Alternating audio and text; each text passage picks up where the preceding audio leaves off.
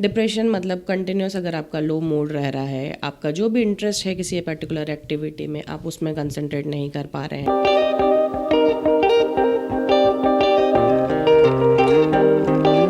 Anxiety disorders भी बहुत ज़्यादा हो रहे हैं कि अब उनको घबराहट हो रही है, टेंशन हो रही है कि वो वापस उस वर्क एनवायरनमेंट में कैसे जाएंगे। अभी वर्क फ्रॉम होम कर रहे थे वो 2 से 3 साल से। नमस्कार, मैं हूं प्रवीण और आप देख रहे हैं हमारा खास कार्यक्रम हेलो डॉक्टर। हेलो डॉक्टर में हम आपको हर हफ्ते रूबरू कराते हैं एक नए स्पेशलिस्ट से, नए डॉक्टर से, और उनसे अलग अलग बीमारियों के बारे में जानकारी लेते हैं, क्योंकि खबरों के साथ साथ आपकी सेहत का ख्याल भी हम रखते हैं। और इसी कड़ी में हमारे साथ मौजूद हैं पालम में स्थित दिव्यप्रस हॉस्पिटल से consultant psychiatrist doctor Manju Krishnani. Ma'am से बात करेंगे। मैम, बहुत बहुत स्वागत है आपका। सबसे पहला सवाल मेरा यही है कि एक साइकियाट्रिस्ट होता क्या है और कब एक पेशेंट को आपके पास आना चाहिए? जी, साइकेट्रिस्ट को आने मतलब अगर आप कंसल्ट करते हैं साइकेट्रिस्ट को, इसका क्या रीज़न हो सकता है? जैसे डिप्रेशन बोलते हैं हम।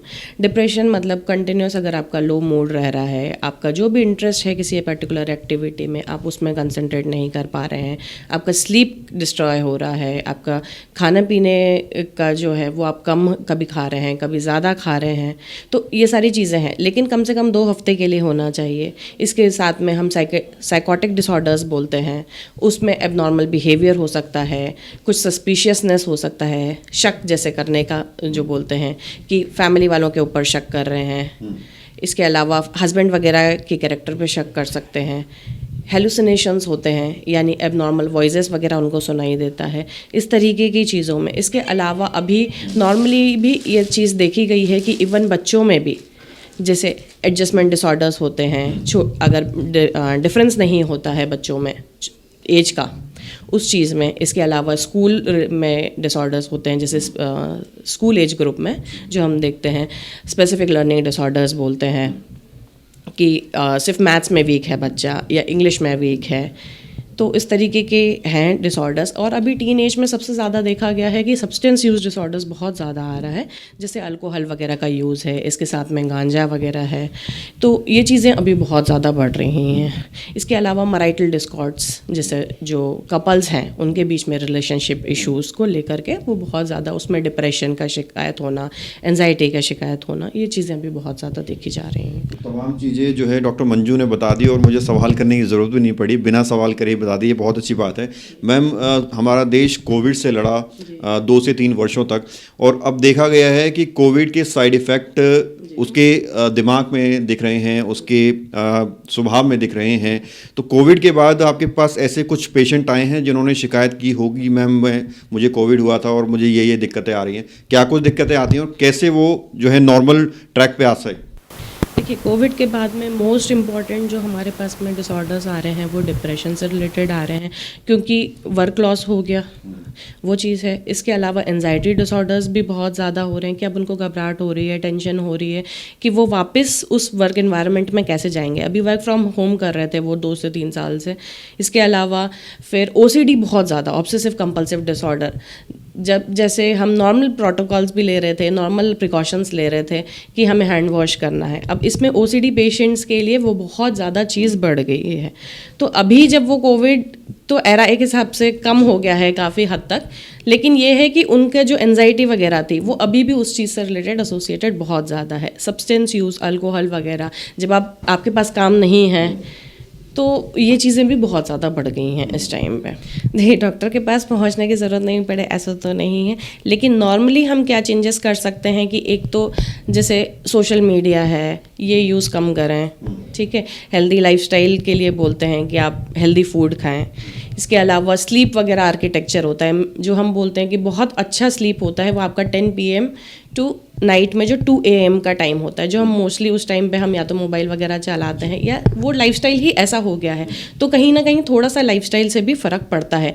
न्यूट्रिशियस मील्स वगैरह है, मिनिमम भी वॉक बोलते हैं तो 30 मिनट्स पर डे का वॉक होना चाहिए, जो ब्रिस्क वॉकिंग वगैरह होती है। मेडिटेशन वगैरह कर सकते हैं। आपकी फैमिली में या अभी ये भी है कि फ्रेंड सर्कल बहुत कम हो गया है, फैमिली इन्वॉल्व इन्वॉल्वमेंट बहुत ज़्यादा कम हो गया है। मोर और लेस अब सिर्फ कपल्स एज सच रहते हैं। पहले बहुत ज़्यादा वो चलन था करके कि बड़ी फैमिलीज हुआ करती थी, तो आप इजीली इंटरेक्ट कर सकते हो, फ्रेंड्स को कॉल करते थे, तो वो चीज़ें कुछ हद तक अपने आप से भी कम हो जाती थी। अभी ये है करके कि इंसान आइसोलेटेड रह रहा है, तो उसके कारण भी बहुत ज़्यादा इश्यूज हो रहे हैं। तो कहीं अपना फ्रेंड सर्कल वगैरह भी थोड़ा सा डेवलप करें कि आप उनसे डिस्कस कर सकें ये सारी चीज़ों के बारे में। डॉक्टर मंजू, स्लीपनेस की हमने बात की, एज ए डॉक्टर आप क्या कहेंगे, परफेक्ट स्लीपनेस क्या है? कभी कभी ऐसा होता है कि हम सोते हैं, नींद भी आती है और दिमाग भी इधर उधर भागता रहता है, हम सोचते हैं कि चलो वो सपना होगा। तो कितने आवर्स की स्लीप होनी चाहिए और परफेक्ट स्लीपनेस क्या है? क्या सपने आएंगे, पूरी रात आते रहें, वो परफेक्ट स्लीपनेस है, या फिर कुछ सपने ना आए, रात को सोएं और सुबह जागें, वो परफेक्ट स्लीपनेस? देखिए, सपनों की जहाँ तक बात है तो सपने हर किसी को आते हैं। ये चीज़ है कि सपने कुछ लोगों को याद रहते हैं और कुछ लोगों को याद नहीं रहते हैं, तो उससे तो बहुत ज़्यादा स्लीप आर्किटेक्चर पे फ़र्क नहीं पड़ेगा। ये है कि जैसे मैंने आपको पहले भी बताया कि जो मोस्ट इम्पॉर्टेंट, जो अच्छी वाली स्लीप होती है, वो कहीं ना कहीं आपको 10 PM के अराउंड आती है। तो कुछ आपका शेड्यूल इस तरीके से आप चेंज करें कि उस टाइम पे आप सोएं। इसके अलावा स्लीप हाइजीन में हम लोग बताते हैं कि आपका जैसे स्क्रीन टाइम है, जो आप मोबाइल वगैरह यूज़ करते हैं या टीवीज़ यूज़ करते हैं, वो आप रिस्ट्रिक्ट करें उस टाइम के आसपास। अगर आपको नींद नहीं आ रही है तो आप बुक्स वगैरह पढ़ सकते हैं उस चीज़ के लिए, लेकिन आप ये मोस्टली यही होता है कि हम मोबाइल वगैरह यूज़ करते हैं, बार बार चेक कर लेंगे, कोई नोटिफिकेशन आएगा, तो वो चीज़ें नहीं करें। इसके अलावा 4 o'clock के बाद में यूजुअली हम बोलते हैं कि जैसे कोई भी आपका कैफ़ीन इनटेक वाली चीज़ है, कॉफ़ी हो गया, टी हो गया, इसके अलावा कोल्ड ड्रिंक्स वगैरह है, उसको आप रिस्ट्रिक्ट करें।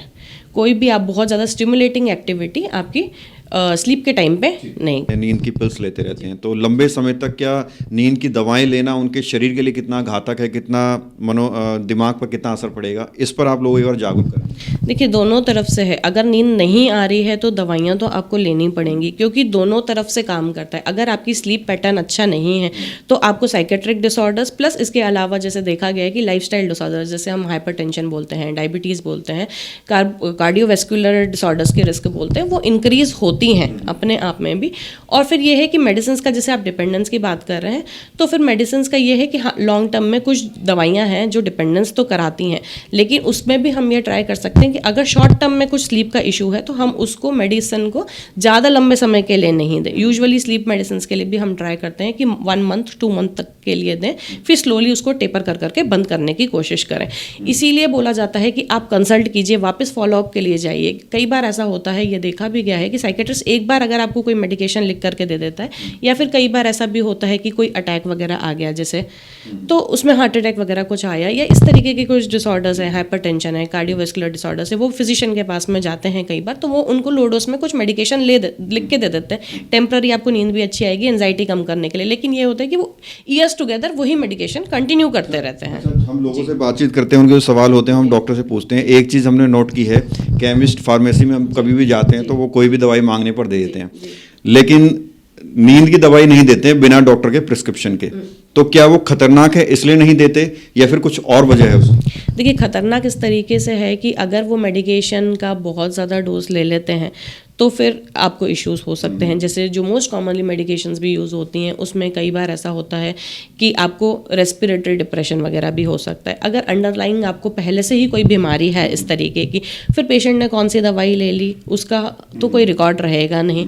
और यही चीज़ है करके कि फॉलोअप ज़रूरी है। कहीं हो सकता है कि हम किसी एक पर्टिकुलर एज ग्रुप में वो मेडिकेशन प्रेफर नहीं करेंगे। अब ये चीज़ तो आप फार्मेसी वाला नहीं बता पाएगा आपको कि क्या लेना है नहीं लेना है। और यही है कि अगर उनके पास में कोई प्रिस्क्रिप्शन पुराना रहता है तो वो लोग रिफ़िल करवाते रहते हैं।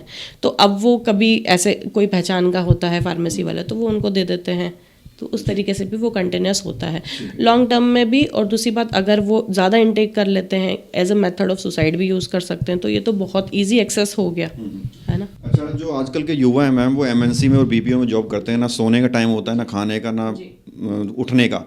तो उन लोगों को कुछ आप सुझाव देना चाहेंगे कि लाइफस्टाइल तो सोने उठने का टाइम बदल नहीं सकते हैं क्योंकि शिफ्ट ऐसी रहती हैं, तो इसके अलावा कुछ ऐसा कर सकते हैं कि उनके लिए थोड़ा कंफर्टेबल रहें और बीमारियां ना पकड़े उनको? बाकी तो देखिए यही हो सकता है। अब अगर आप नॉर्मल बॉडी का जैसे फंक्शनिंग की बात करेंगे तो हर चीज़ का एक टाइम होता है, खाने का भी एक टाइम है, आपकी बॉडी भी मेलेटोनिन हार्मोन बनाती है कि आपको स्लीप के लिए रात को रेडी कर रही है।